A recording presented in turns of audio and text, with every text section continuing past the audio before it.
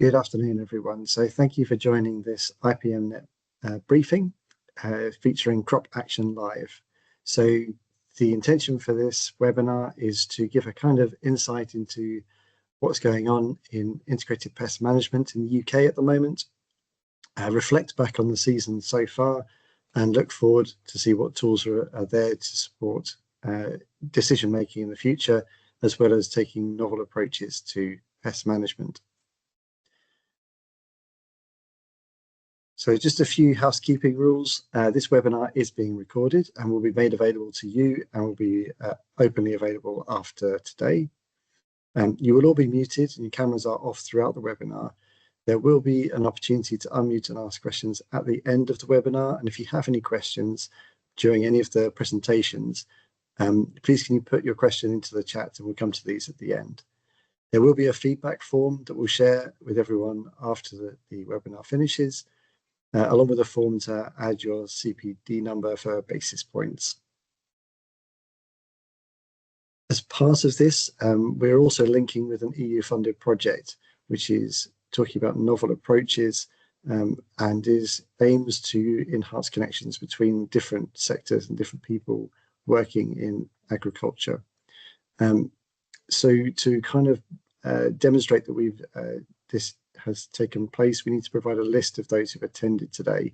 So that needs to be names and email addresses. Please can we ask that you opt into this as part of the feedback forms that we send around. The link will be in the chat. And there's more information about that project later on in this webinar, and there'll be a link in the chat as well.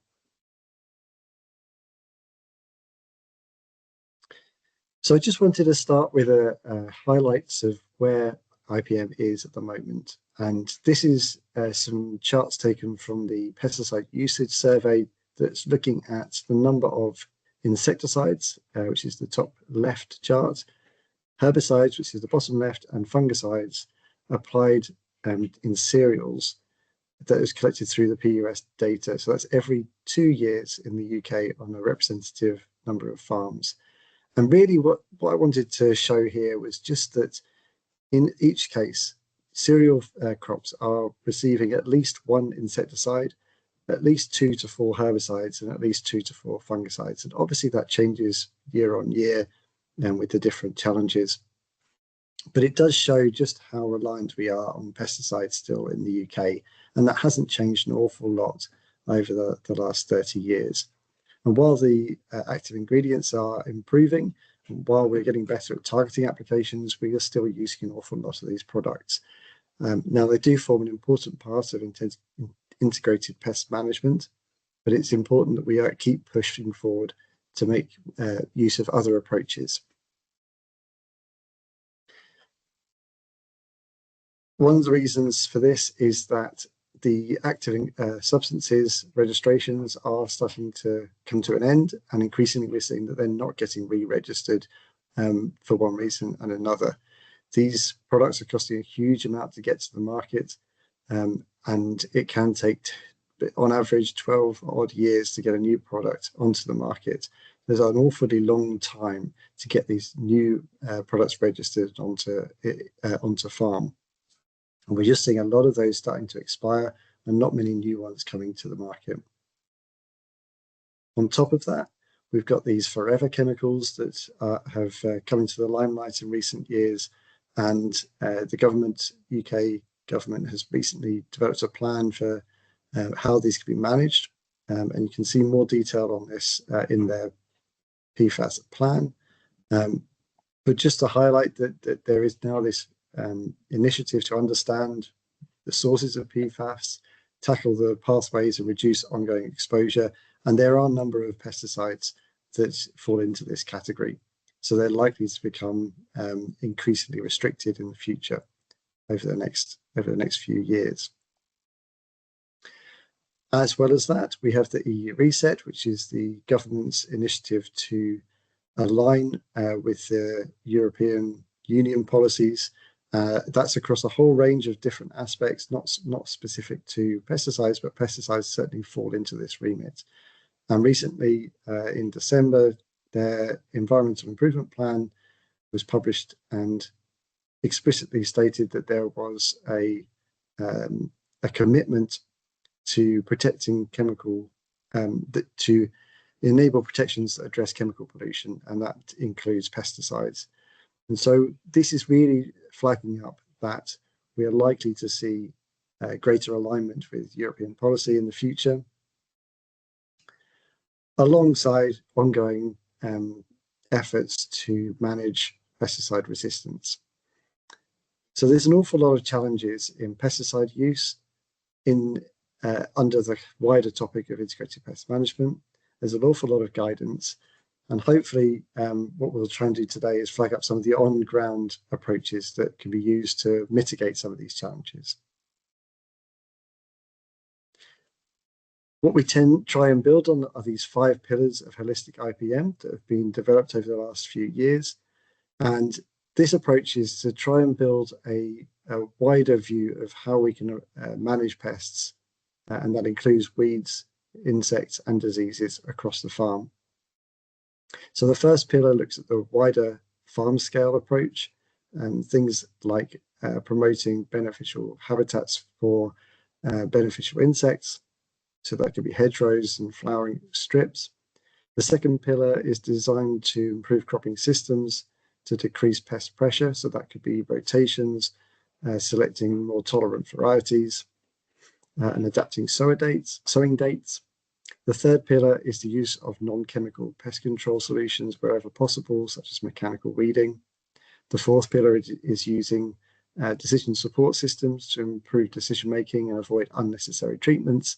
And the fifth pillar is increasing the efficiency of those treatments. So that could be through improved spray equipment to allow for reduced doses, or better use of technology to precisely apply sprays exactly where they're needed.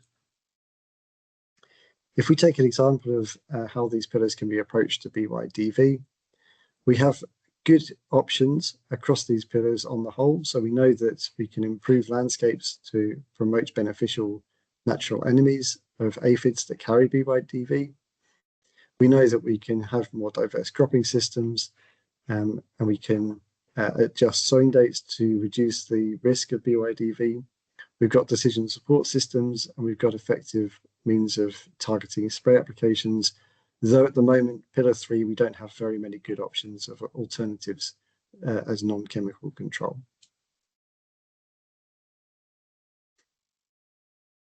The other aspect that's really driving forward at the moment is how we get better at sharing knowledge and innovation across our systems.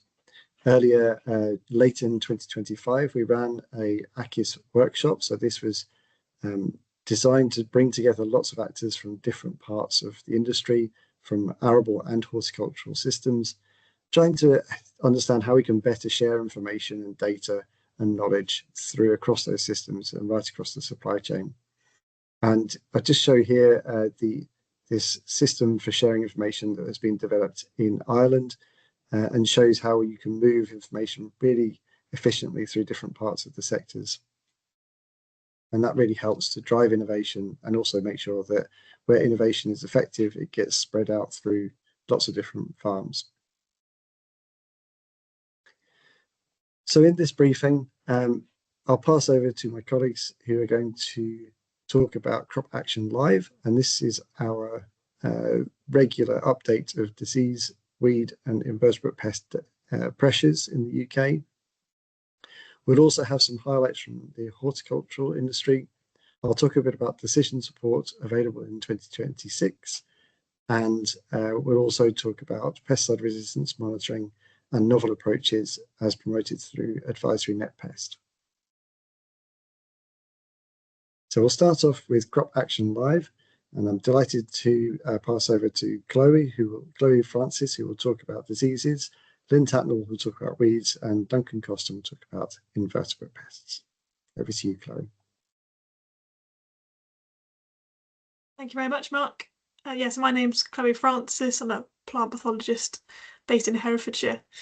And yeah, today we're going to give you a quick update on Crop Action Live. So Mark, can you move my slides on? Because I don't think I've got control at the moment. If we just move on to the next slide. So to give you a bit of background into Crop Action, this is a publication that ADAS produce. There are 36 issues per year sent out via email, and it's designed to be a quick update on what's happening at that point in time. So it includes regional weather data, it covers cereals, oilseed and pulses, with updates on weeds, pests and diseases for that time of year based on reports from local agronomists and what we're seeing in our trials. It also includes crop nutrition advice from our crop physiology teams, topical business management articles from our agricultural land management team, and you can also get basis and errata points available for reading this publication. So if you're not already subscribing and you are interested, do check out the crop action page on our ADAS website. If you just Google ADAS crop action, that should come up and you can register your interest.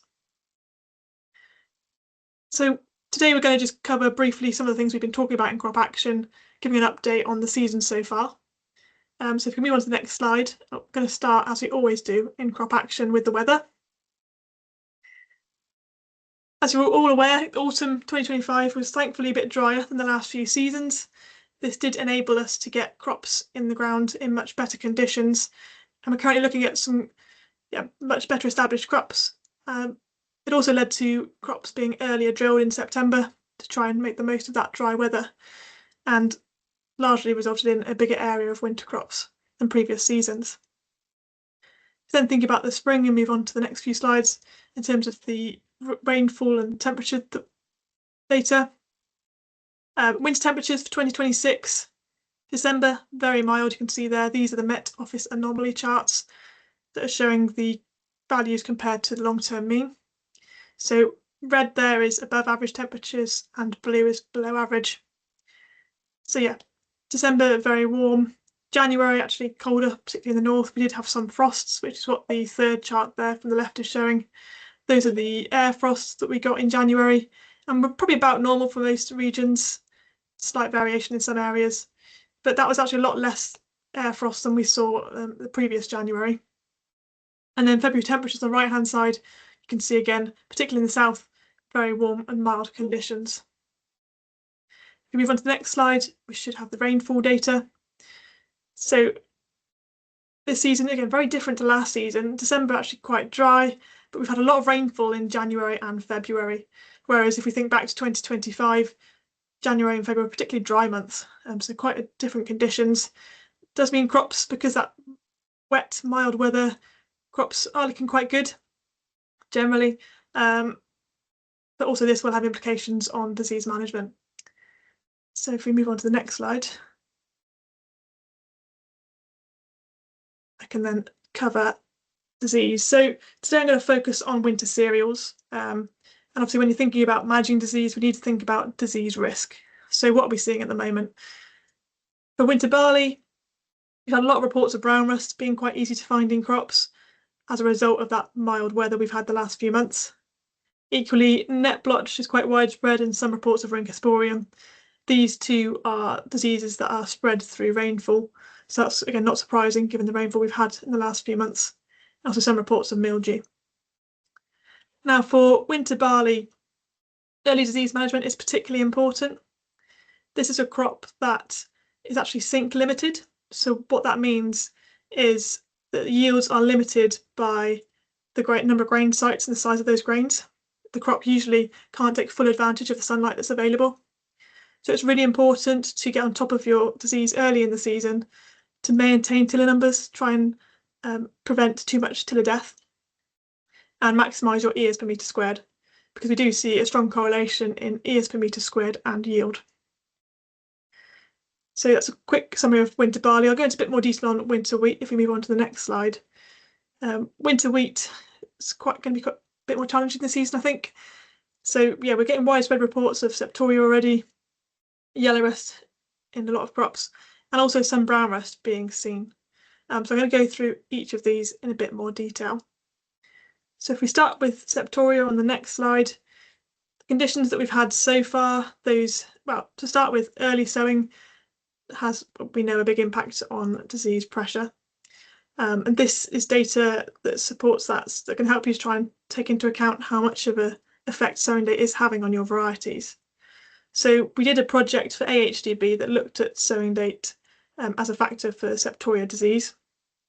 On this chart, the x-axis is showing the AHDB recommended list rating for septoria, and the y-axis is showing an adjusted rating based on sowing date. So if you would sow your crops based on the sowing date similar to the recommended list, about the 7th of October, then obviously you get the rating that you see on the list. That's a one-to-one relationship in that grey line. But if you were to sow those crops 2 weeks earlier, on the 20th of September, you'd actually find that your resistance rating would drop by 0.6. If you were to instead sow that variety 2 weeks later, then actually you'd see an increase in your resistance rating by 0.6. So hopefully this can then help you to take into account and predict disease risk in your varieties based on sowing date. Those that are later sown will be lower disease pressure, whereas early sown varieties, particularly if you did get drilling in September, you're going to see higher disease pressure. And that's because those early sown varieties emerged earlier in the season when conditions were still conducive for septoria development. And it just means that that septoria gets established in that crop much earlier.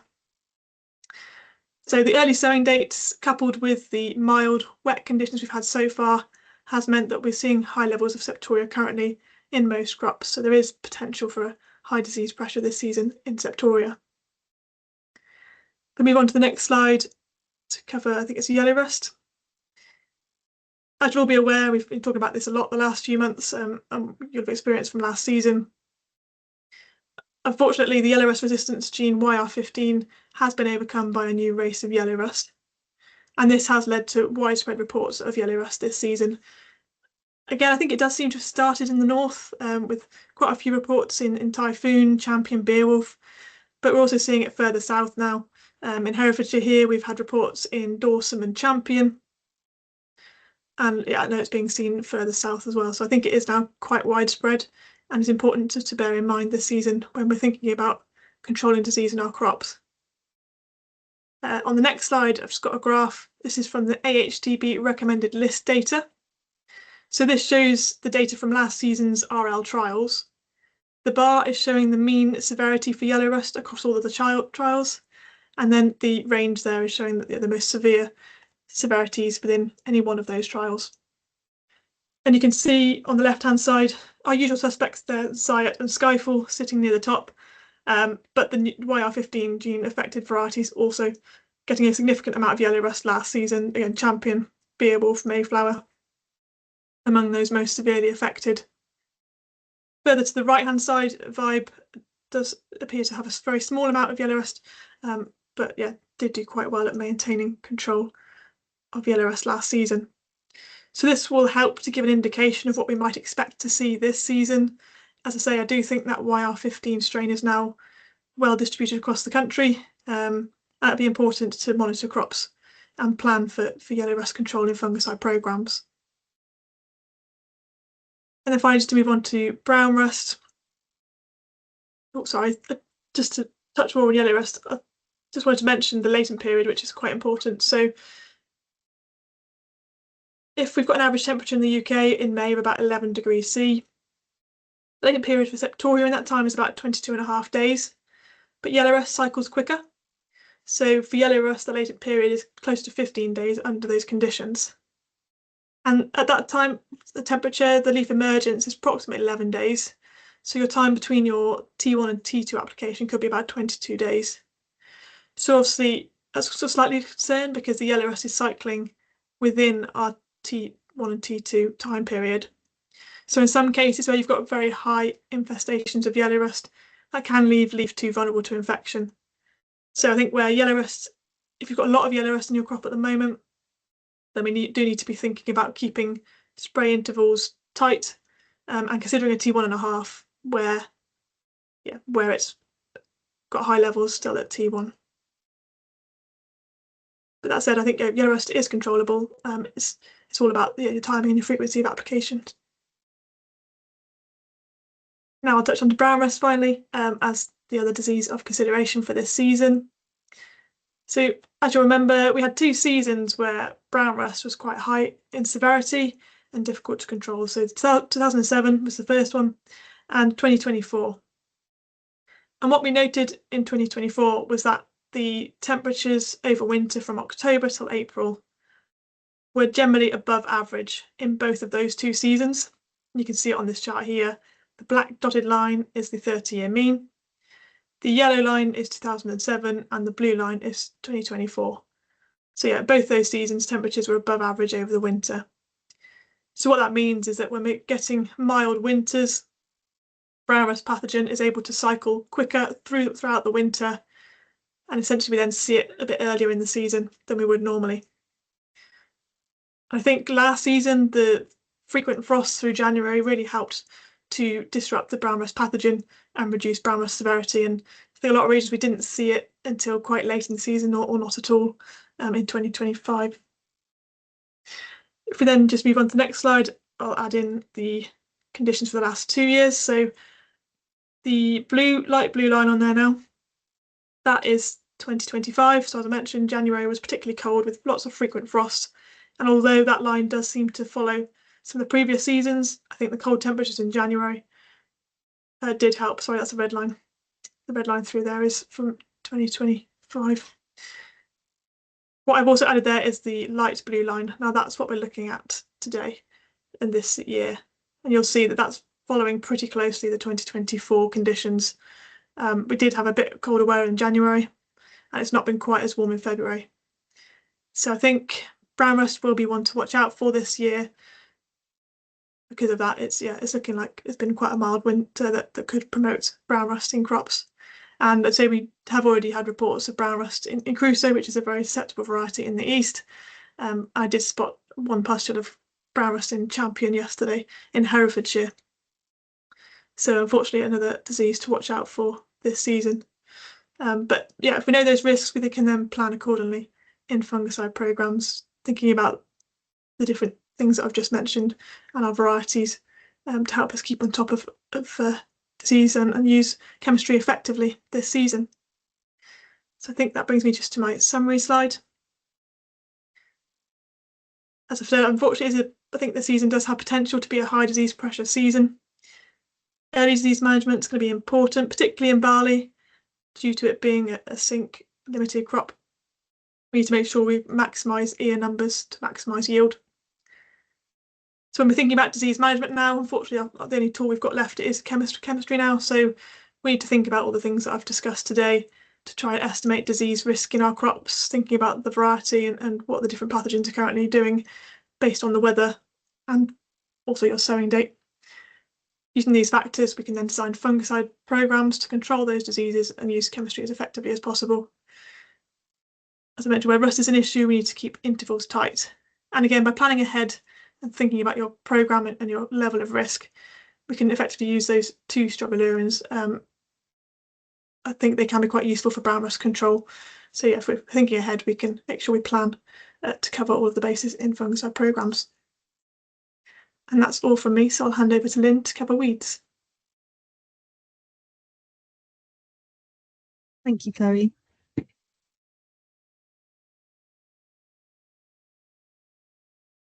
Take control of the slides. Yeah, good afternoon, everyone. My name's Lynn Tatnell. I'm a weed biologist based at ADAS Boxworth in Cambridgeshire.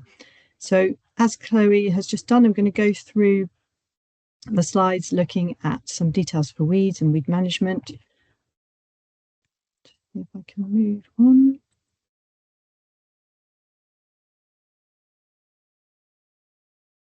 Don't seem to be able to move the slides on. Thank you. So starting in the autumn again last year with the weather, as we always talk about the weather, but it's really important to set the scene for what's happened with the weeds in that season. So again, as Chloe said, very dry weather led to a very early harvest. So in terms of some of the grass weeds, we were finding they were shedding really, really early into the crop. And we actually had a very low number of samples being submitted for resistance testing. And I think people were unable to collect seed when they perhaps planned to, because suddenly harvest was upon them. So that's then led to really early drilling in some cases, which sometimes, certainly for weed biology with grass weeds, is a bit of alarm bells for us. But so far with the oilseed rape drilling, the crops look good. They look very well established. We've had some very good reports of good crops around the UK, and particularly in the south where I'm based. And that's leading to very good competition with the weeds. So if the crop can get away early and fill in those gaps and not have the big bare patches, then we are having really good early competition with weeds. So all in all, a lot of the reports we're getting back are that oilseed rape crops are looking very good and weed control within them is good. So thinking about cereals, we tend to, as any grass weed management strategy, thinking about good kind of IWM, as we would call it, we would be urging people to drill later. So get as many sterile seed beds or a very good sterile seed bed in as early as you can. Unfortunately, that probably didn't happen quite as well as it could have done last year, because people were obviously very keen to drill, and it was then very dry. So we're feeling like the grass weed pressure is probably high. It's already quite high, but there was low dormancy because it had been a very dry and warm season ahead of that. So hopefully if people got their sterile seed beds in, they would have had good grass weed control before they drilled. But we then had very dry soils. So some sterile seed beds were not good, and there may be some reduced herbicide efficacy. So it's quite a varied picture. And we do find that now with herbicides having calendar dates, and a lot of them are driven by actual calendar dates, this is something we need to be thinking about as climate changes and we're having these different seasonal variations. This is quite a big thing when people are, we're not going with weed growth stage, we are going with those calendar dates. So perhaps this is something we could discuss, but it does give people a few headaches with different herbicide choices. Take the next slide, please.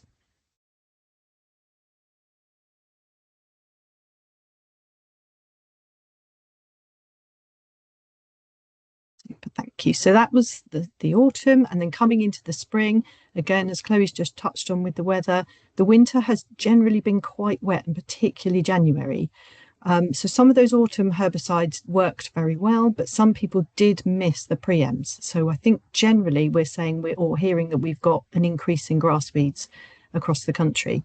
However, in other places, the heavy fields are still drying out. So some spring herbicides are starting to go on, but people are not perhaps able to travel just yet in those heavier soils. So if we take grass weeds in that scenario, really always worried about resistance and resistance issues, because now if spring post stems are delayed, people are potentially putting those onto very large tillering weeds, and there's not a great range of different modes of action for the chemistry. So there's a lot of reliance on the group 2, so the ALS chemistry, and this is a huge resistance risk. So if you're still at that planning stage, think about what you've already put onto that crop and think about what you can do with your chemistry and use your choices wisely. But then if we think about broadleaf weeds, for most major cereals, we do still have a lot of good options, a lot of choice of modes of action. So they generally would cover group 1s or group 0s and 4s. So we've got lots of other options. I'm not going to go into details here, but again, please do think about your chemistry, think about what you put onto that field in the year before and what weeds you may have, so we can try and keep down that resistance risk.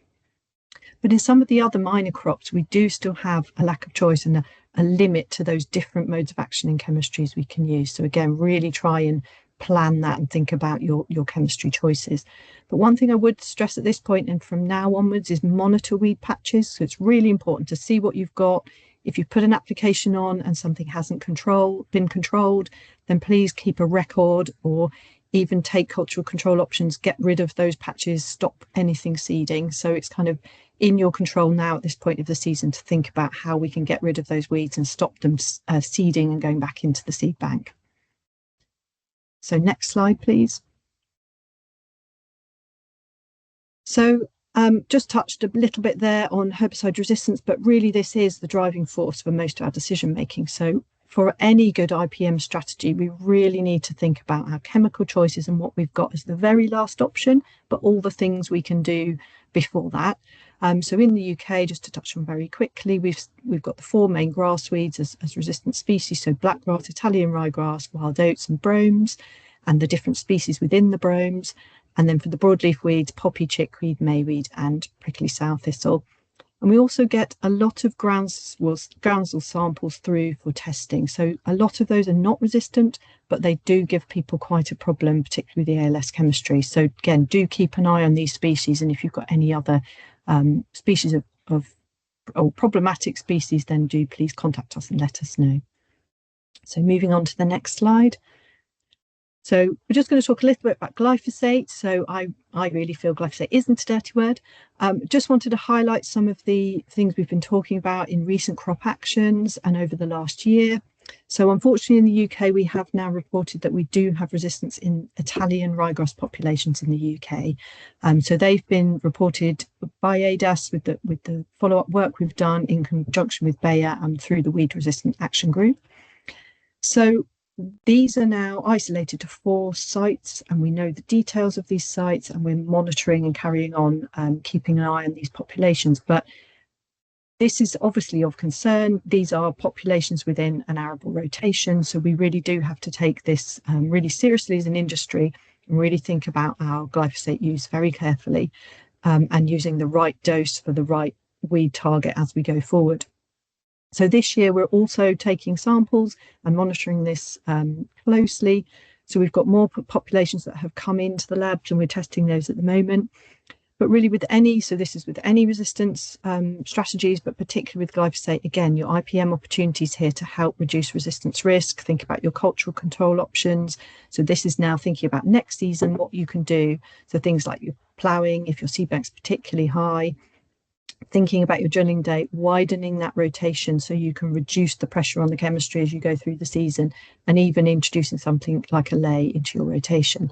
So I think there's just one build on the slide, please. So if you do have any concerns with any Italian ryegrass populations at the moment, if you've started to put pre-ems or glyphosate on for any spring drilling and you've got populations or patches that you think are not being controlled, then you can send samples to us for testing. So send those off, dig up some plants, send them plastic bags to Boxworth, and we can test those for you for free. And that's been all being sponsored by Bayer for another season. So please, if you have any concerns, do send those off.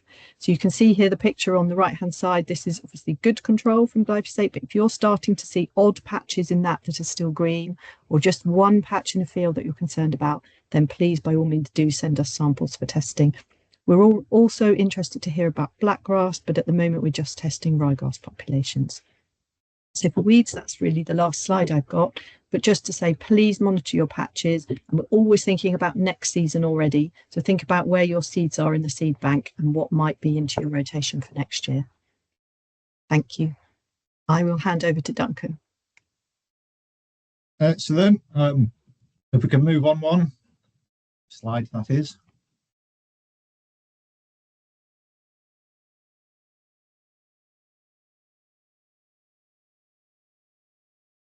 Mark, can you just knock the slide forwards, please?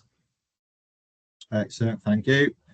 So yeah, as Lynn and Chloe have given good introductions there for the diseases and weeds, I'll now give an overview of some of the pests for this season. So I'm Duncan Coston. I'm like Lynn, I'm based at the Cambridge office with focus on kind of arable entomology. So I'll just run through the main factors from this season. So if we can move on a slide, please.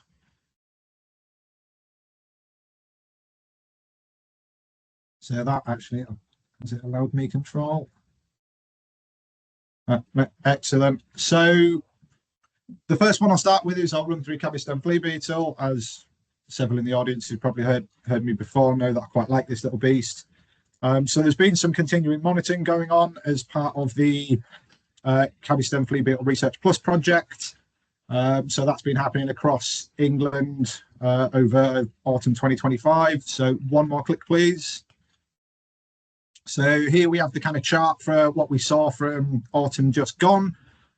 So in terms of scale of what we've seen in previous years, the numbers weren't particularly high in autumn 2025, particularly in comparison to previous years. So if we just one more slide, please. And then this has got data that we have here. So it's not strictly important to understand and interpret all of the full data in these charts. They are available online. The main thing to notice here is this is several different years, with the one in the bottom right being 2024. 2023 wasn't actually monitored for this pest. But if we just look at those on the broad scale, it's significantly more were reported and observed in our trapping network during autumn 2020 than in any of the following years. And if we just click once more, we can see how that fits in with what we had autumn 2025. So again, autumn 2025, we've got low numbers and it's looking more comparable to what we saw in autumn 2024. But this doesn't necessarily mean that's going to influence what's going to happen in terms of our larval numbers. So if we, next slide, please. If we then look onwards and we look at towards the Defra Pest and Disease Survey, so this is just a screen grab from the Cabby-stem flea beetle larval data on the platform. So this is freely available at the point of access. You don't even have to sign in. But if we look at this chart at the bottom and compare the levels of larvae that we saw on an average number from 2020 until 2025 within that data set, we can see that they're kind of comparable levels of larvae, whereas the charts we saw in the last slide showed that we saw significantly more adults in our monitoring in 2020 than we did in the 2024-5 season. So it's just kind of highlighting the monitoring that we do within this pest can be highly variable, and it doesn't always marry up with the entire data set in terms of larval numbers. We don't always see a kind of direct correlation. This could be down to the level of sampling that we actually managed to do, or other factors that are at play out in the field. But it's just one to consider that even if you see low numbers of adults in the autumn, it doesn't necessarily mean there's going to be low numbers of larvae come spring. But there is work going on within this wider flea beetle project, so we'll be looking at other factors within that, and we'll give more updates and understanding as that project kind of builds and comes together. But just as a review of kind of last autumn for Cabby-stem flea beetle, numbers of adults were low, but we may see comparable larval numbers. We'll just wait and see at the moment. We're currently doing the sampling round in the Defra Pest and Disease Survey, so we'll start to get a full picture of larval pressure in the coming weeks or month or so. But now we'll move on, and I'll just go through some aphid work. So next slide, please. So the two that I'll just run through quickly today is just a little bit on the bird cherry oat aphid and grain aphid. These are our two main species in England that transmit BYDV. So they're our main kind of pest in autumn cereals.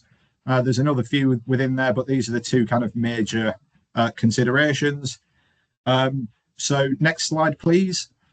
The important thing to kind of note and monitor and remember when you're looking at BYDV and aphid pressure within the crop, it isn't always the case that loads of aphids everywhere doesn't always translate into loads of BYDV everywhere.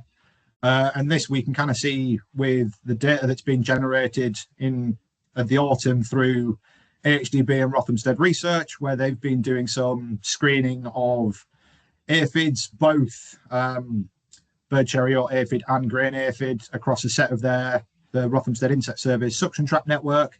And I've just popped up on here where you can see on the left the numbers of aphids that they tested and the numbers that were carrying two major viruses in the UK, so BYDV and CYDV.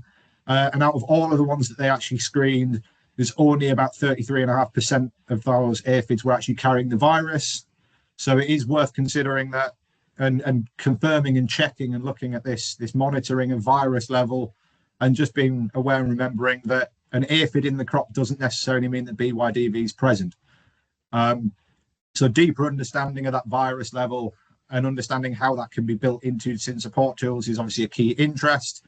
And there'll be some more information hopefully coming out in the next few months from HDB into that regards. But just to point out with this, while I've got this slide up as well at the moment, we have been doing some active resistance monitoring of these aphids across England and Wales this year, or this cropping season, shall I say, and data will come out about that as and when we have everything signed off, so we can share that information with you as soon as we can. But next slide, please. So I'll just give a quick little review for what's happening coming wise for the spring. So in cereals, there is potential for some spring or potentially even over winter aphid movement, and that's something that Matt will come on to later. The main thing that we've been getting across from our advisors and agronomists spread around the country is issues and reports of gout fly symptoms. So I'll give a little bit more information about the gout fly in a second. But we've also had some reports of cereal leaf beetle in a couple of areas. Seems to be quite localised. But one that's kind of starting to hit the farming press at the moment is the wheat dwarf virus. So this is another virus that's transmitted to wheat and barley. It seems to be more of an issue in barley. But there's been some work recently done by AICC and Crop Protection looking at where this virus is actually present. and they've put in some information out, and there's been a recent article in Farmers Weekly, so we'll send the link, but I'll recommend having a little check and look at that. It's looking like the virus is in the east, but we've only really looked in the east so far, so it's an interesting dynamic. It may be a virus that's been getting masked by BYDV. It may not be as very far spread at all. It needs further work to really understand the dynamics that's happening there. Other aspects that we've got within the kind of oilseed realm, pollen beetle, as many people may have noticed, are on the move. We've actually had some reports from some of our field team here at ADAS that they've never seen so many pollen beetle before. So it's one to keep an eye out for, but always remembering if the flowers are open and the crop's in flower, the pollen beetle will actually be beneficial. It's only when they're at that green bud stage that they'll have significant impact. So it's worth having a bit of a check and look at the IPM decisions platform, as there is some decision support systems there for pollen beetle. So you can have a look of assessing your area, your region, to understand whether it's or the timing to go and actually look for the pollen beetle within the crop. So the platforms on there don't tell you when to go and spray. They tell you when is the most efficient time to go and assess whether you're going to have a problem. So take that into consideration. Don't just use any recommendations from those decision support tools as a spray date, because that's not what they're designed to do. Next slide, please. So, as I said, we've had a lot of reports on gout flies, so I thought I'd just do a little bit of a overview on that beastie here. So it's actually, I think it's quite a bonny little insect. It's quite an attractive little fly. So they have 2 generations a year within the UK, one in the autumn, one in the spring. They do attack barley and wheat, rye, but not oats and maize, as we say on here. And there is quite a range of non-crop grasses that they can persist on, as we mentioned here, particularly couch. The symptoms that you typically would get in the autumn would be that swollen and, as the common name would suggest, gouty kind of plants. You can see here the image on the right hand side, it almost looks a bit like a leek. So they remain short, they don't produce ears, and can be quite significantly damaged from this. When we get the spring generation, if the gout fly arrives and the eggs hatch and the larva will infect the plant earlier in the season before stem elongation, you get similar symptoms to the autumn. If they come in later on, after that stemming elongation, you get poor ear development, and it's often then spoilt on one side. So next slide, please. And so why is it potentially been reported as a problem in this season particularly? Some of the aspects that I've got up on here, I mean, it's one of those ones where it can be very visually obvious. So your eye gets drawn towards it.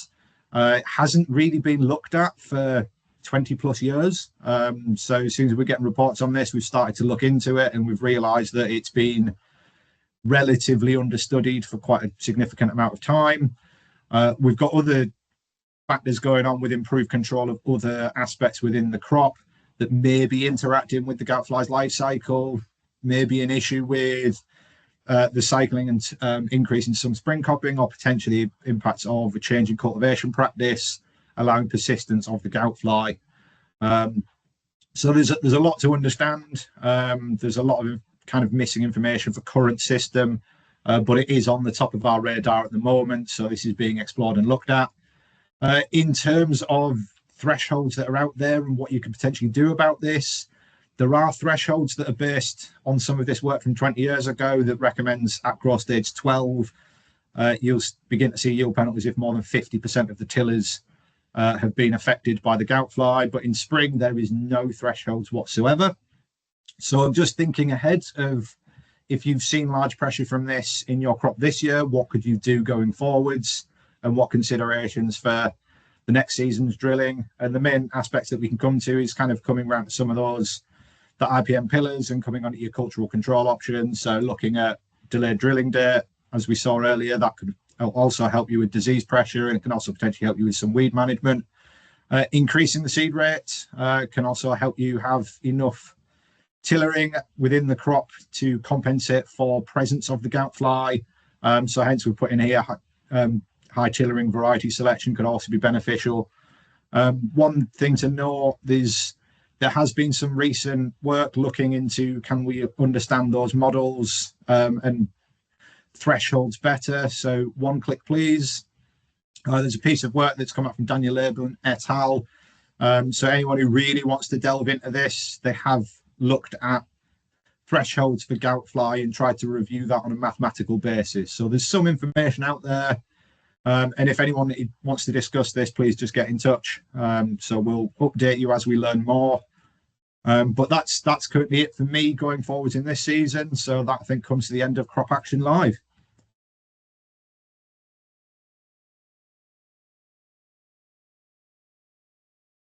Thank you, Duncan, and thank you to Lynn and to Chloe as well. I've seen there are some questions coming through in the chat, which we'll come to at the end of this webinar. So thank you very much to all those who contribute to Crop Action Live, and really insightful knowledge on what's going on this season. So now we'll pass over and get an update from Elysia Bartel, who will give us some insights from the horticultural side of things. Elysia, over to you.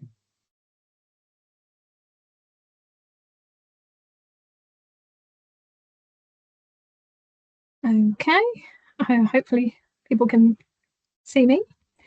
So I'm going to attempt to give a summary of some of the highlights, what was happening in the horticultural crops over the last year, and focus on some of the pest and disease challenges and IPM solutions for those.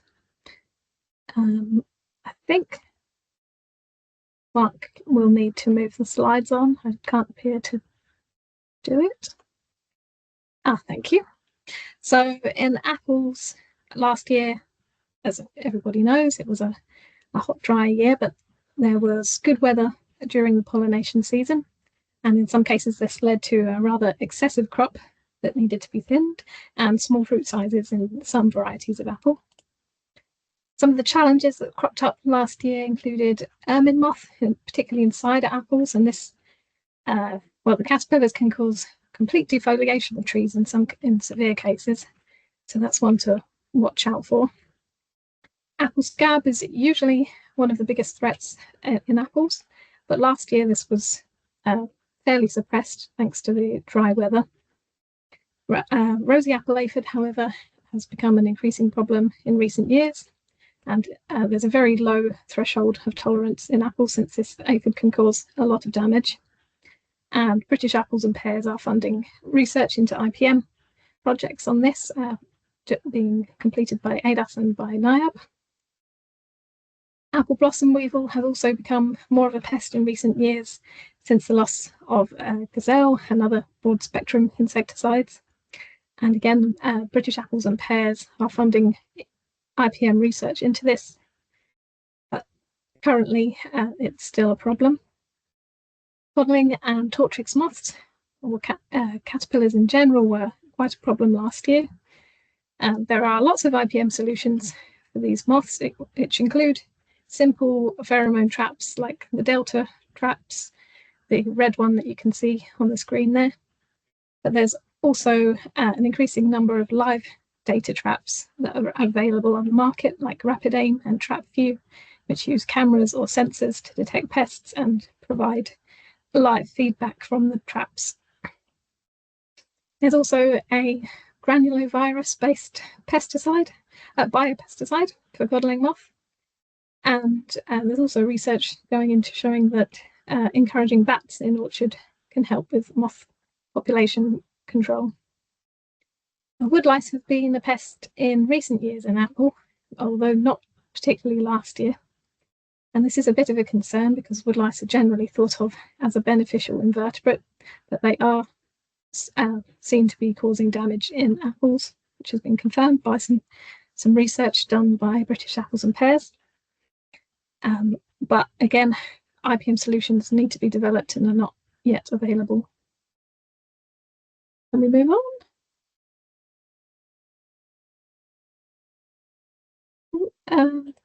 Yeah, there we go.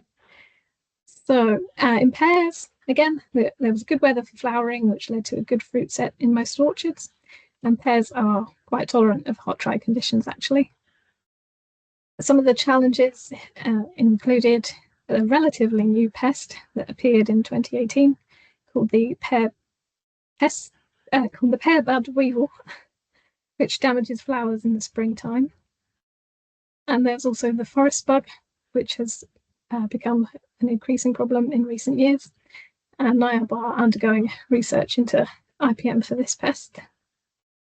And although it was largely a dry summer, by the autumn last year, there was quite a lot of rain during the harvest for some pear varieties, and this led to storage rots in some cases, although there are an increasing number of biopesticides on the market that can help to prevent storage rots too. We move on.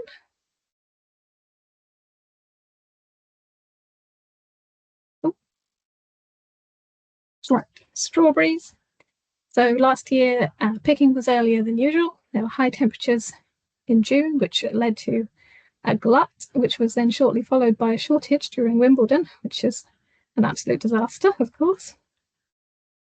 Some of the challenges included aphids, which were a challenge in most crops, to be honest, due to the hot conditions leading to rapid reproduction.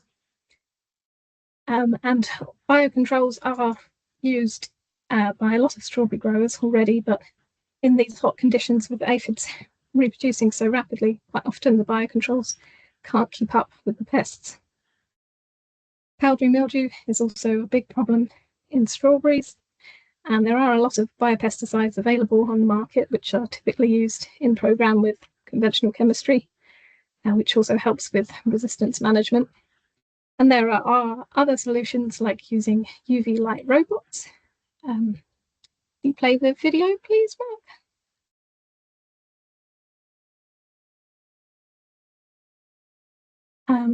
And yeah, these types of machines are being used in the UK already, but there are some problems with crop shading and not getting contact with enough of the plant for them to be seen as a perfect solution. Also, mites like two-spotted spider mite and tarsinamid mites were a problem. Again, because of the hot weather, they can reproduce so quickly, although there are biocontrols available that generally do a good job of managing these pests.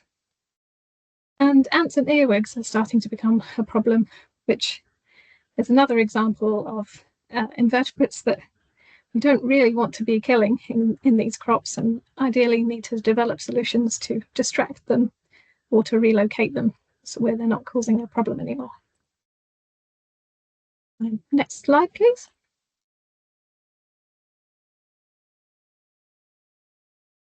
So raspberries also developed early and were harvested early. Some of them suffered from solar damage during the summer months and lower yields as well. Challenges in raspberry, phytophthora is an ongoing challenge, particularly if any waterlogging occurs, as this creates ideal conditions for the disease.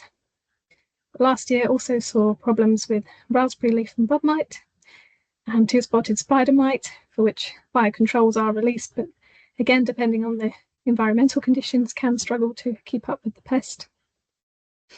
Large raspberry aphid was also a problem, and this is a virus vector, which led to virus problems as well.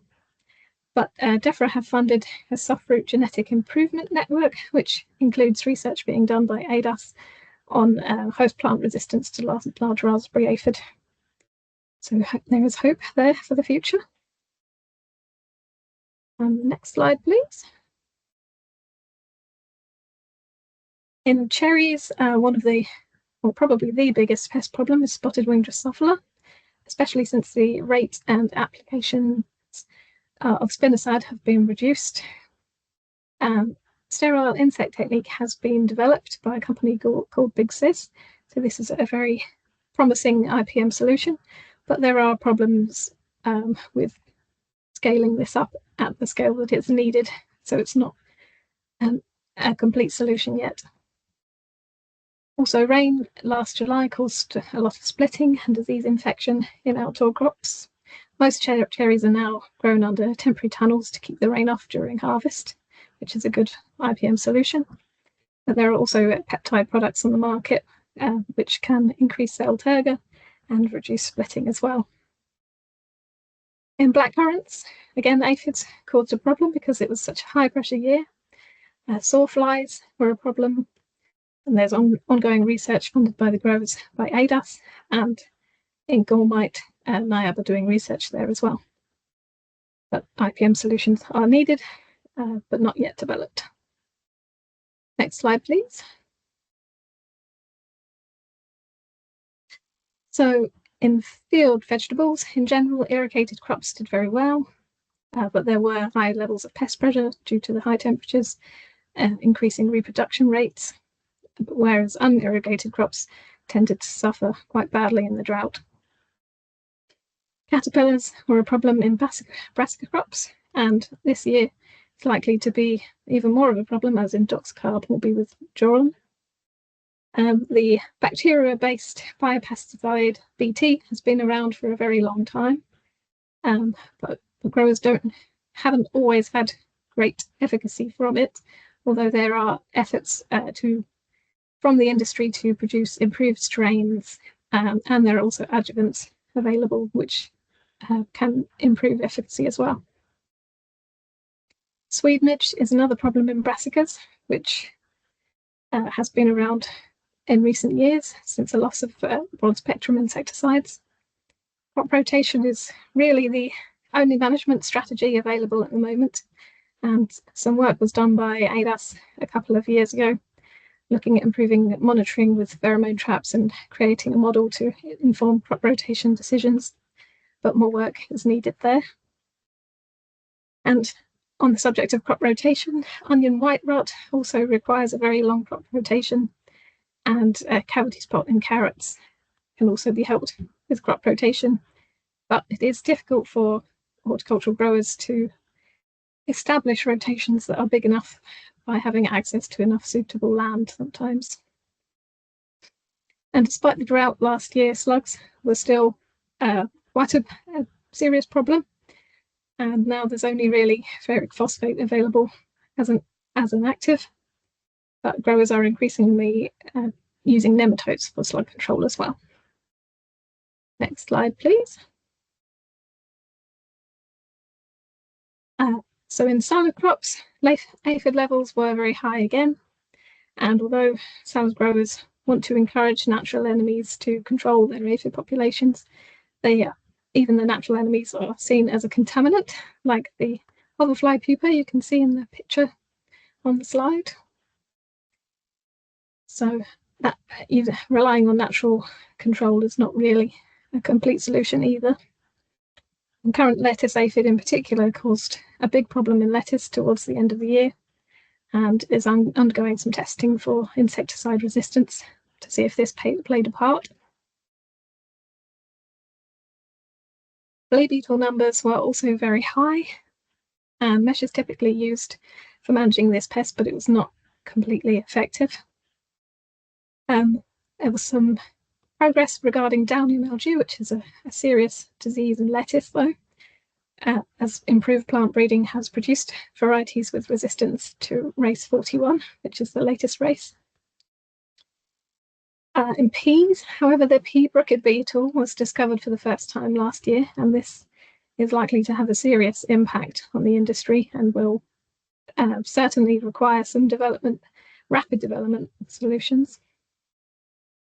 In asparagus beetle is the biggest pest, and this is an ongoing issue because the only products available to treat it are approved only post-harvest, which is not very useful. And then disease-wise, Demophylium purple spot can be an issue, but growers typically manage this by burying or chopping up the crop debris. Next slide, please. In protected edibles, so that's things like tomatoes, peppers, cucumbers, even though they're grown in glass houses, they are still affected by the weather. And the good, bright, sunny conditions last year promoted strong growth, a good fruit set, and good yields.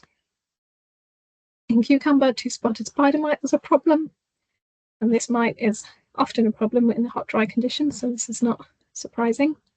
But there are some very effective biocontrol agents available for this pest. In tomatoes, Tuta absoluta is a moth that can cause a lot of damage to tomato crops, And there are several IPM solutions available, like the mating disruption pheromone IPMnet T, biocontrol agents like Macrolophus pygmaeus, and light traps. Tomato leaf miner were also problems, but these are typically managed with biocontrol agents quite successfully. Powdery mildew is often an issue in tomatoes, but there are biopesticides available to manage this as well. Next slide, please. In ornamentals, the hot, dry weather reduced the growth of a lot of field-grown stock and also reduced demand, as garden centres and landscapers tend to buy fewer plants when the conditions are too dry for planting out. In hardy nursery stock, aphid pressure was high again. Biocontrols are typically used in protected areas, but in some cases they're being used outdoors as well.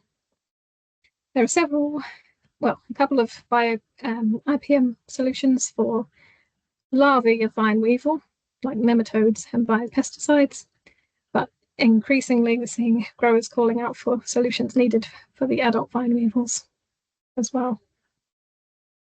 Embedding in pot plants, whitefly are often a problem, but there are biocontrols available for this.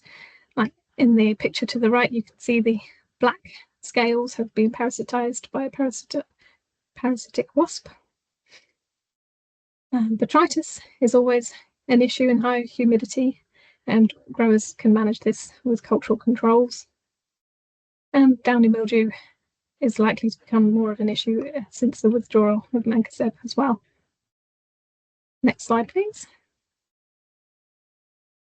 Christmas trees are a very niche crop, but last year saw reduced growth and nutrient uptake over the summer, and the wet autumn led to deterioration of quality in some trees after cutting as well. Challenges, mainly aphids, again due to the conditions being conducive for reproduction, but also due to the loss of gazelle and outdoor crops.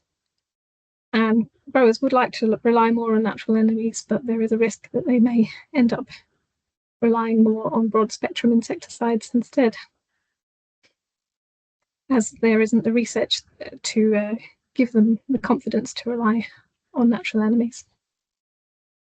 Adelgids are an ongoing problem as well, as there are very few controls available.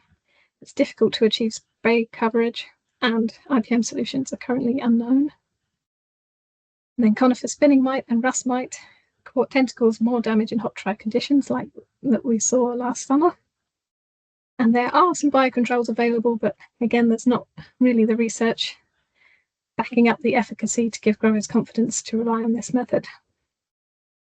And rhizosphere and needlecast is likely to become more of an issue in future since the withdrawal of mancozeb, as there are very few other controls available, but maintaining good airflow can help to reduce incidence. Next slide, please. So just a very quick look at weeds.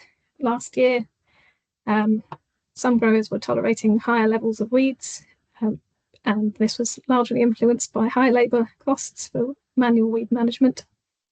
There are several other IPM solutions available in horticulture. We have hot foam or pot toppers for containerised ornamentals. There's also laser weeding. If you could play the video, please, Mark. Also the use of windbreaks to stop seeds blowing in, managing nutrition and keeping growing media covered to, again, stop the ingress of seeds. And next slide, please, Mark. So in general, the uptake of IPM in horticulture is very high because it does work, and quite often there are no other solutions available, and particularly because maximum residue levels and harvest intervals tightly restrict pesticide use on fresh produce. And IPM also works quite well in high-value crops that are grown in protected environments, as these are more conducive to the use of biopesticides, biocontrols and agri-tech, which can be quite expensive initially. but we are seeing that they are increasingly being used in lower value and outdoor crops as well. In general, there are some minor sectors of horticulture that are not a priority for developing new products, and sometimes the only option available is cultural control and monitoring. We see that the loss of plant protection products drives uptake of IPM where solutions are available, but unfortunately there is a bit of a lag sometimes in the availability of a solution behind the withdrawal of actives, particularly since the loss of AHDB research funding. Also, the loss of broad-spectrum pesticides is coinciding with the return of some old pests like the apple blossom weevil that were previously controlled by these broad spectrums. And it's worth noting the efficacy of IPM is often affected by the weather. For example, with aphids, we saw last year that the natural enemies or biocontrols were struggling to keep up with the reproduction of the aphids. And a lot of the biopesticides, their efficacy is heavily dependent on environmental conditions as well. Growers increasingly turn to biostimulants and plant elicitors to focus on host plant defense and getting good results with this. And it's really good to see that DEFRA are supporting research with the genetic improvement networks in soft fruit and vegetables as well, again to promote host plant defenses. I think that's it from me on horticulture. So back to Mark. Thank you very much, Elysia. It's a really comprehensive summary of where the horticultural industry is, and I think it's useful just to see there's some similar challenges across horticulture and arable crops, but certainly horticulture is a bit further along with IPM as a response to more intense needs, really, that we've seen over the last few decades. Thank you. So I was just going to give an overview of decision support available in the UK this year, and just want to emphasize, it's been mentioned a few times, but where we're talking about decision support, this is against that pillar 4 of holistic IPM, so optimizing decision making to avoid unnecessary treatments, and also pillar 5, so increasing the efficiency of treatments where they are needed, so getting the targeting right. And the other thing to emphasize is that these are support systems, so they're not there to replace experience, they're not there to replace advisors, they are there to complement that and to be consulted in the context of individual challenges on farm. Broadly, decision support systems fall into one of two categories. So they're either observations, so that's of records of presence, absence of particular pests, so and sharing that to see how pests are spreading or when they're first emerging can be really useful to make decisions, or they're forecasts that are model predictions of presence or activity. So that might be looking at when they might first emerge, or it might be particular aspects of their ecology that are predicted based on weather and other factors, or it might be a combination of both of these two approaches. So obviously we looked at crop action as a way of sharing observations of the season and putting those up against what actions might be needed. And I'm going to talk a bit more about decision support systems and the forecasts, and largely based on the IPM Decisions platform. That's an open access free platform hosting a range of different models and thresholds. Just on the observations, there are other platforms available as well. The insect survey run by Rothamsted has some really good data on abundance of different aphids and other things that they collect in the suction traps and other networks. The Warwick Crop Centre runs some really useful forecasts and observation systems. It was certainly worth a look through the season to monitor particular key pests. And HDB, BBRO and PGRO all also offer various different systems for supporting decisions on farm. So it's always good to look around at what different options are out there. There's various commercial systems as well. And what we try and do is bring some of those main messages through the IPMnet bulletin that we will continue to run through the spring. And the purpose of that is just to make sure we're highlighting where there are particular risks that have been identified, potentially where there's occasional invasive species that might be needing attention. Also sharing any webinars and other activities that might go on through the season. So all of this, the back issues are on Farm PEP, and it's a free network to join. And we'll put that into the links after today if you want to receive the bulletin. In terms of IPM decisions, most of the models are either based on historic winter conditions that drive some factor of the pest, or they're models based on live weather data, or they're models based on live weather data and forecast weather data, or potentially a combination of these things. And most of them use some element of weather data to drive predictions, and some of them will also need some input from the user, so the farmer or advisor, based on actual crop conditions to make a prediction of the risk that they present. And in IPM decisions, they're all presented in the same way. I'm not going to give a demonstration of IPM decisions platform today, but I will show you some screenshots of some of the current risks and try and put those into context. So the first one I wanted to talk about is this model, which is a pre-season septoria risk model. Now, this one is currently only working on our test platform, but that's purely because we haven't fully pushed it across to the live version, and it makes a single prediction at the end of March around now as to whether the conditions over winter are conducive to a high pressure season later on in the spring. So this is the model. I ran it this morning for our Boxworth location in Cambridge. And in fact, it's a cumulative model. So it counts the number of days that are conducive to a high risk. And once it gets past the threshold, it says that there's a high risk of septoria causing significant epidemics in the season. And this year that was that has happened. So the model is predicting it's a high septoria risk season. And it's really based on the same kind of metrics that that Chloe was talking about earlier today. The other thing we can do in IPM decisions is look back at the previous year. And if we look back at last year for this model, it predicted a low risk season because we had a much drier, wetter winter last year. And if we look at the DEFRA Pest and Disease Survey data for last year, in Cambridgeshire, it is reflecting that low pressure, and we saw low incidence of septoria in crops in Cambridgeshire region last year. Another model on the platform is the pollen beetle flight model, and very simply this says that if temperatures during the day exceed 16 degrees Celsius, then we're likely to see pollen beetle migration.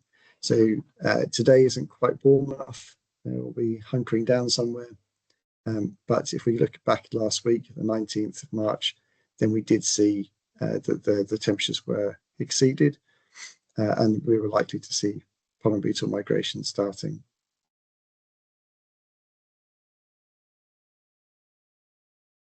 We can look in more detail at this, and we can, if we log into the platform, see the day-by-day prediction. So you can see over the last few weeks, there's been a few days in which the temperature has been high enough to see migration. And we can compare that to last year. We're seeing a similar pattern. This time last year, we'd seen a few days where migration had started. And in fact, last week, on that day that it predicted migration, I went out into my garden, and this is a photo I took of pollen beetle happily in the daffodils according to plan. As Chloe was saying as well, we've seen a warmer start, particularly in February, and that has been affecting a lot of insects. You'll have seen bees have started flying. You've still got a few butterflies are out. A lot of insects are driven by temperature, and that's what we're starting to see. The easy way to look at this is looking at the TSUM model for BYDV. So if we look, and this again is at the Cambridge location, if we reset the model to start on the 1st of January, so it's then counting cumulative day degrees from the 1st of January. And if it gets to 170 day degrees, that predicts that the aphid populations are going to be producing alates that can spread BYDV, and the model resets down to 0. So if we look this year, they were able to get to that point, 170 day degrees, by the end of February. And by today, they've pretty much reached that second point. So they've probably been able to do it at least twice. If we look back at this time last year, it's only happened once in the same period. So we have had a warmer start to the year. Across the board, this is my collection of different models that I run in IPM Decisions in my account. And you can see that a few of the models haven't started yet because they kick in a bit later on in the season. But some of these models are starting to make forecasts of predicted risk, particularly in winter barley. Again, as Chloe was describing, barley needs protection early in the season because you want to be protecting as many tillers per metre squared as possible. So where there's anything that might, any diseases that might impact on that, the tolerance is quite low and therefore the risk is quite high, which is why it's starting to flag up things like brown rust and mildew. We are also starting to look at other pests that they're active a bit later in the season, so blossom midge and saddle gall midge. These models are starting to run now because the conditions now are starting to impact the larvae or the pupae that are in the crops but not yet emerged. So these ones are starting to go. There's no risk of them now, but the models have started to run based on the current conditions. Just on the brown rust model, just so you can see what these are doing. These actually are not run based on weather data. These are based on inputs from the user. So, for example, if I say that it's a susceptible variety to brown rust, say it's a growth stage 30, and say that we're seeing severity of about 10 to 25%, that's what drives it to say there's a high risk. So some of these models you need to go back in and update to get that assessment of risk. In many cases, this is something that the user will be aware of anyway, but this gives a more of a categorical quantification of the risk that can be useful in justifying treatments. Looking forward, there are various other models that are more weather-based in the system that come into effect in the spring. And I just wanted to return to our friend Septoria and the Septoria humidity model, which was developed in Denmark a few years ago and has been validated in various countries around Scandinavia. It's not been validated in the UK yet, but we think the logic behind it is applicable. So this model is just showing the days in which the model predicted there was a high risk of spread of Septoria in a crop around Boxworth last year, so in 2025. And as you can see, it's only predicted that there was one occurrence where there was a period of consecutive humidity that is conducive to high risk of spread. And again, that links in with those low numbers of Septoria reports we saw in the Pest and Disease Survey. So while this model hasn't been formally validated, it certainly seems to be a good way of assessing the risk in the season and feeding into decisions of treatment. As well, you can log in and get a detailed view. We also have a Septoria risk map, which is live at the moment, which is worth keeping an eye on once we get into the start of April and later on into the season. There are lots of models on the IPM Decisions platform. I've focused on a few arable ones, but there are quite a few for horticultural crops as well, for cabbage root fly and carrot fly, cutworm, and various other pests. So there wasn't time to go through all of them today, but please do take a look and hopefully they can help to inform on the ecology and the risk of different pests later in the year.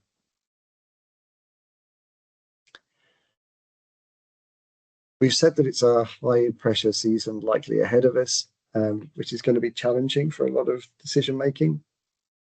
And we have to balance both the judicious use of pesticides against effective control and also resistance management. So I'll pass over to Ella now, who's going to talk a bit more about monitoring for resistance.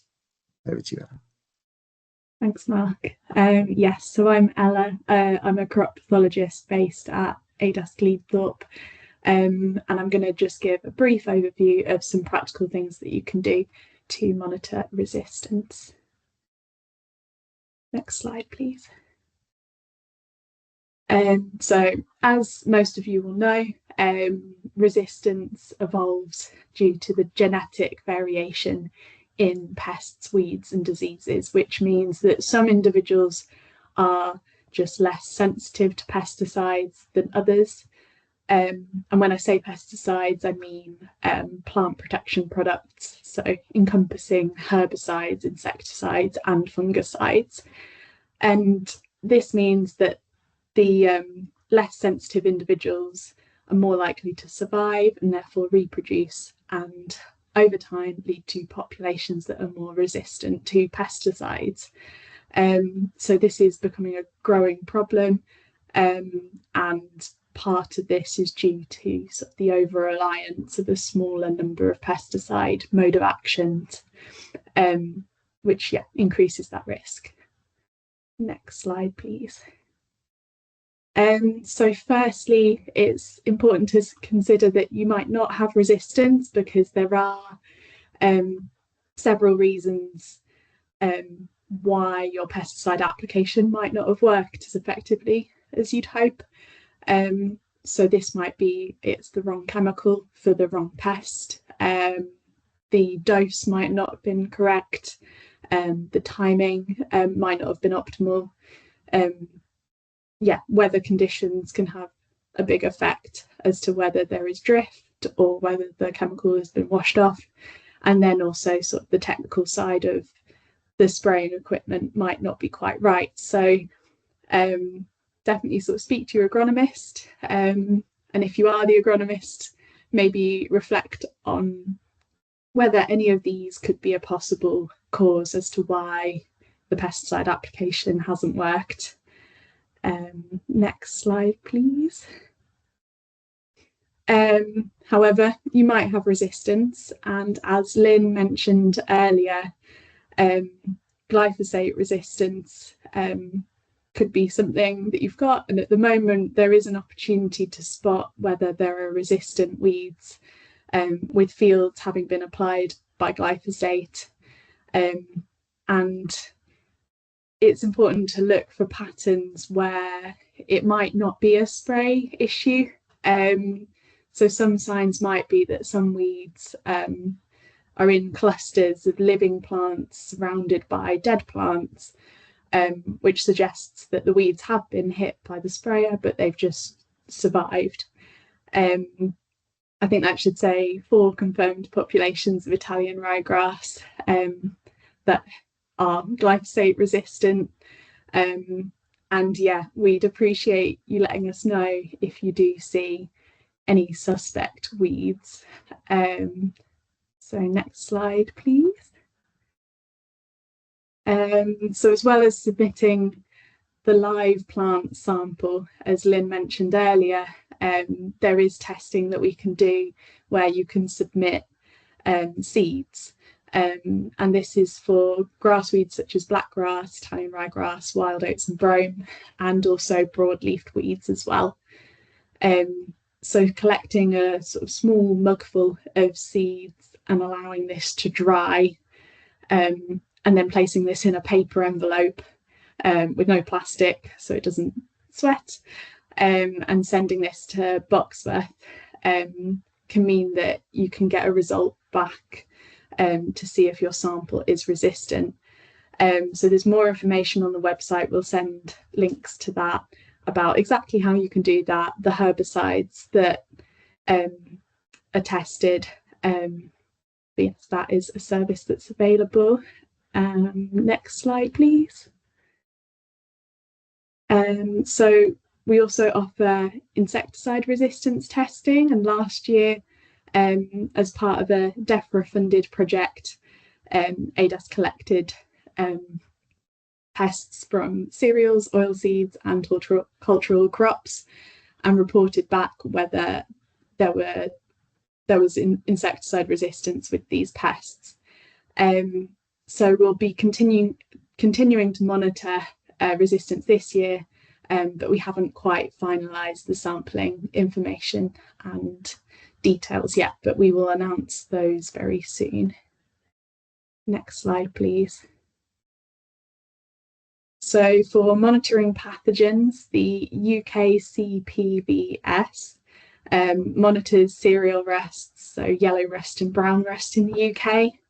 And as Chloe mentioned earlier, last year it was highlighted that the resistance gene YR15 has been overcome by a race of yellow rust, and it was the UKCPBS that discovered this. So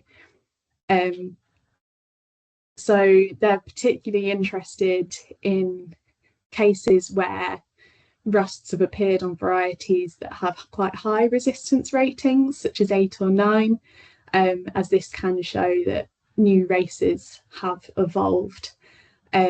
So they are requesting that people send in samples of 5 to 10 leaves infected with an active rust that's still alive, and then sort of placed in the envelope in a way that hopefully it's still living when they receive it, so they can test it. So yeah, that's a really important thing that you can do if you do see rust where you don't expect it. Next slide, please. So these are a few practical things that you can do if you are applying chemistry to reduce resistance risk.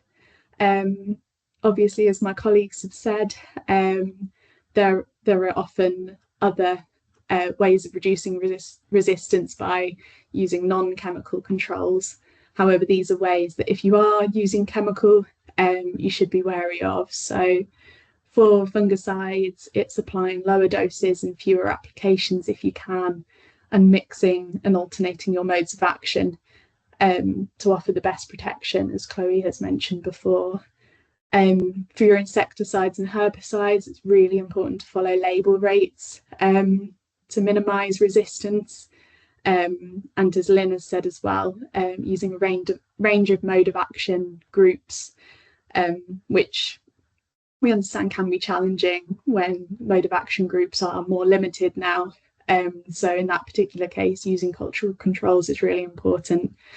And then that last point of monitoring and testing, yeah, it's a useful thing to do regularly to make sure that you know your weed populations and you know that you haven't got any resistance. Next slide, please. So yeah, I've just included a few links here that I've mentioned, and this will be sent out to you after. Yeah, that's all from me. Thank you, Mark.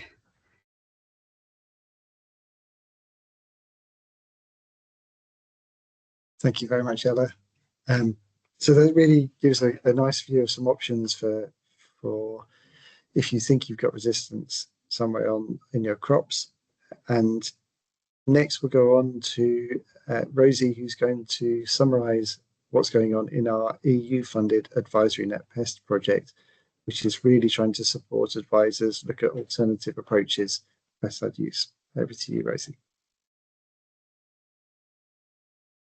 Yeah, hi everyone. Thanks, Mark. So yeah, I'm Rosie. I'm an IPM consultant at ADAS, and I'm just going to spend the next 5-10 minutes just giving an overview of what we've been doing for the AdvisoryNetPest project, linking in with other EU countries, and what's coming up as well.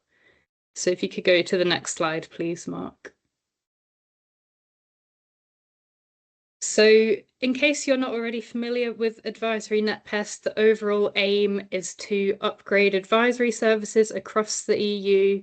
So it's all about helping to share knowledge sort of as between EU nations and help with adopting new solutions to reduce the use and risks of pesticides in all EU member states. So it's effectively just a way to share different IPM strategies between EU countries. And the overall aim is to help the agricultural sector meet targets proposed by the Farm to Fork strategy in terms of reducing pesticide use. Next slide, please.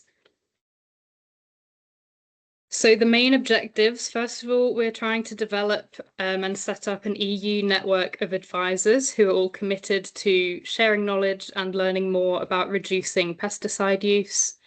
And then through this, we're exchanging knowledge and training advisors to promote the adoption of new novel approaches, which we're finding are working well.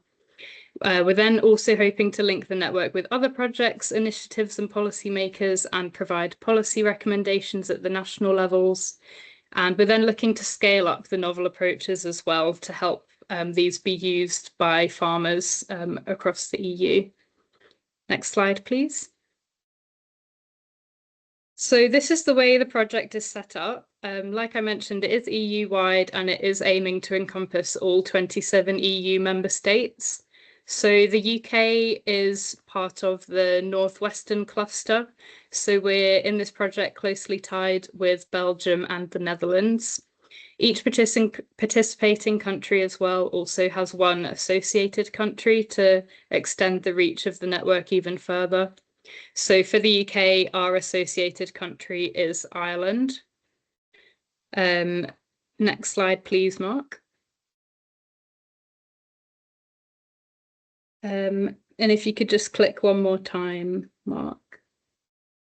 Actually, two more times. Thank you. So we talk a lot about novel approaches in AdvisoryNetPest. It's a really central theme to the project. So this is essentially just any technological process, new product or farm management technique like precision farming, which can be used to help reduce the use and risk of pesticides. So we're kind of looking at something in the middle. So we don't want something completely new and experimental that's never been tested on farms before, but we also don't want something that's already very widely used in the country or the crop sector. So instead, a good novel approach for the project is something which is somewhere in the middle. So something that helps reduce the use and risk of pesticides, but it's been tested on at least a few farms, but it could just do with a bit of a boost to help share more information about it and help the uptake. Next slide. So once these novel approaches have been identified by each country, the process how the project runs after that is the novel approach will then be looked at by a panel of technical experts in the area who will do a feasibility analysis. And they're really just looking at how practical is this novel approach for use? How effective is it at reducing pesticide use? And is it going to have a big impact on farms in terms of things like cost and the time it takes to implement? It then passes on to the knowledge exchange part. So this is where we have our events and farm visits. So things like cross visits between EU countries, national training and demonstration events, and also online workshops. So these are a real strength of the project. And if you are interested in following along, there's always things going on that you can be able to attend and learn from. And then finally, just the dissemination and further exploitation of the results. And this is going on in three cycles. So we have kind of focused on a couple of novel approaches last year. This year, we've got 2 new novel approaches that we're looking at. And then next year, the final year, we will be looking at the 3rd and final novel approaches. Next slide, please. So as I mentioned, a major part of this project are the cross visits and the online workshops. So these cross visits are designed to be at the EU level and just these are targeted towards more technical advisors in the specific novel approaches that we're looking at. Whereas the farm and demonstration events are at the national UK level, and these are more aimed at the farmers and advisors who would look to use these novel approaches. Next slide, please. So I'm just going to give a review of last year's progress and what we got up to in the project. So if you could go to the next slide, Mark. So our Arable novel approach last year were decision support systems for BYDV management in cereals, which is something we have obviously already covered quite extensively in this webinar. And this also fed into AdvisoryNetPest. So this is something that we got to promote more widely than just within the UK and actually share with other EU countries as well.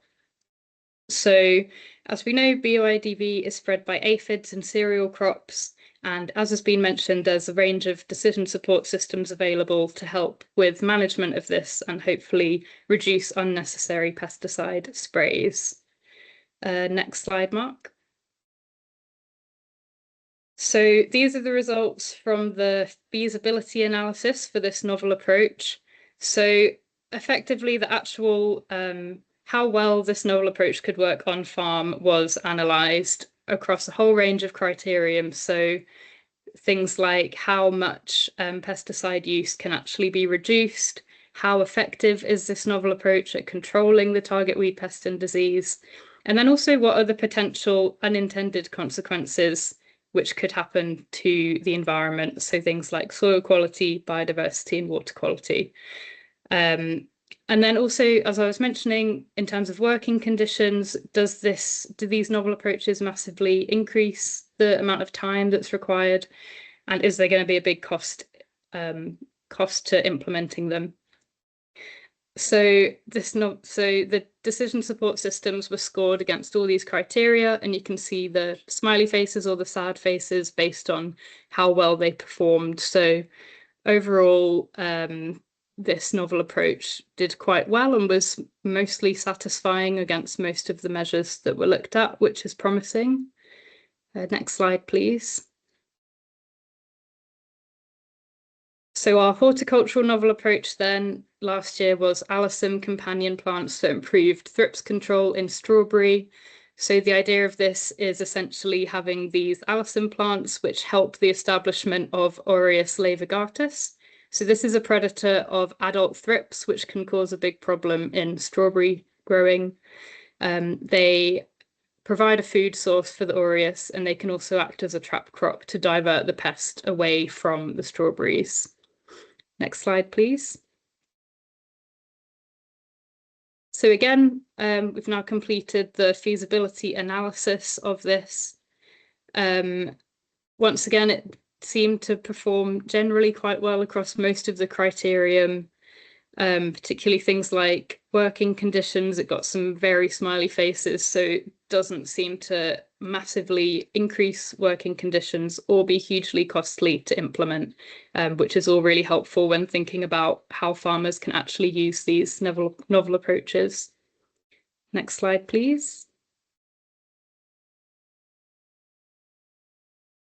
So I mentioned the cross visits. So last year, these two novel approaches are both what we did our cross visits on in the UK.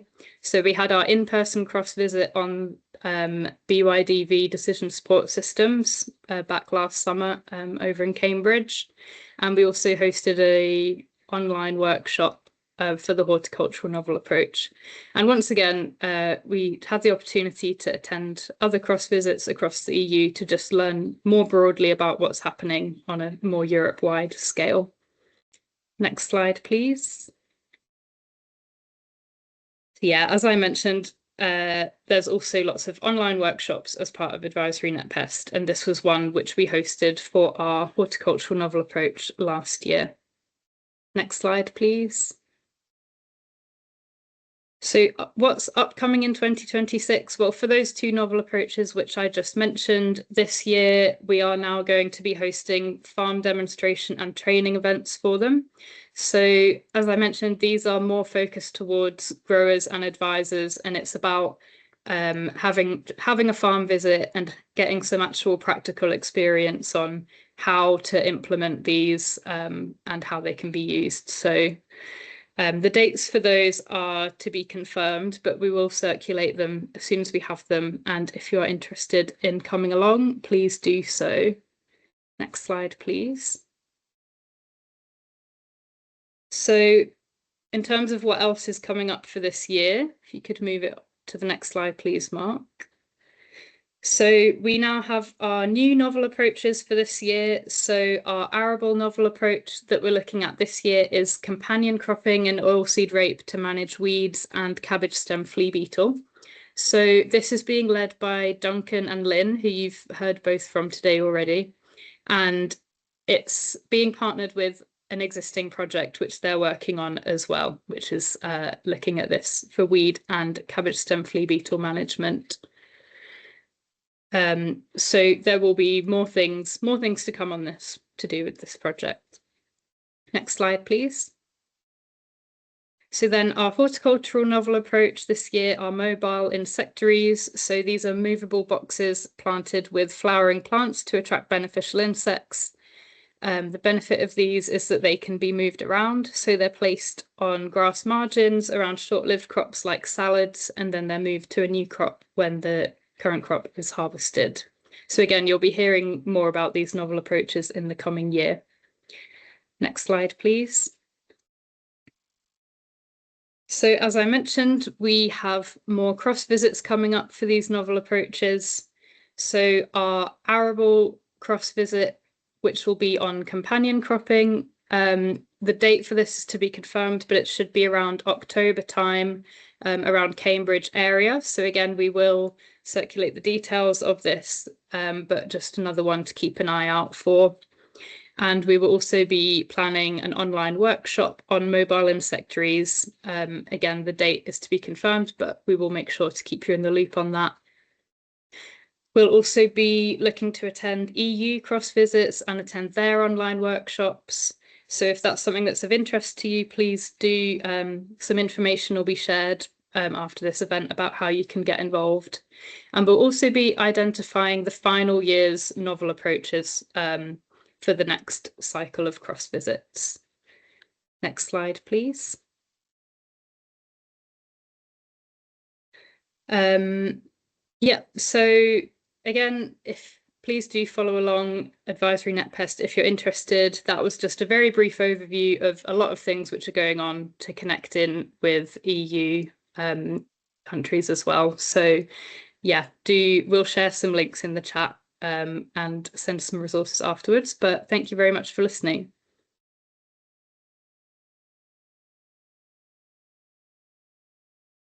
Thank you very much, Rosie. So I appreciate we've presented a huge amount of information over the last hour and a half, and I'd like to just say thank you very much to all my colleagues who I pushed to gather quite a lot of information in quite a short amount of time at a very busy time of year. The intention of this was to try and get a snapshot of the challenges and opportunities for IPM in the UK at the moment. And there are a lot of challenges. We are seeing reductions in availability of pesticides that have become really central to our approaches for crop protection.